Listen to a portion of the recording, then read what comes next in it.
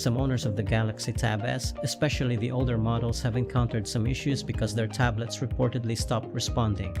Regardless of whether the tablet is stuck on a certain screen or has a black screen, you can fix it, provided that it's not a problem with the hardware. So in this video, we will show you how to fix a Galaxy Tab S that has become unresponsive. But before we move on, we will greatly appreciate it if you like and share our video to support us. Going back to our topic, here are the things you can do to fix a problem like this. The most effective procedure you need to do if your Samsung tablet is stuck on a certain screen is the forced restart.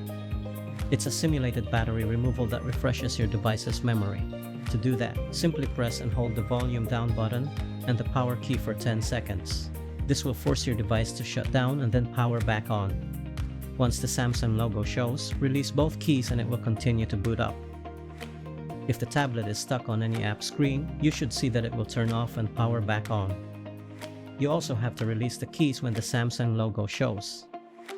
The device might take a little longer to boot up because sometimes it might need to optimize all the apps. But just wait for it and it will become active in no time. In most cases, this procedure is enough to reset a frozen Galaxy tablet.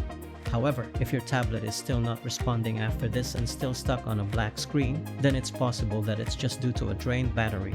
So connect the tablet to a charger using the original charging cable and leave it connected to it for at least 10 minutes regardless of whether the charging symbol shows or not.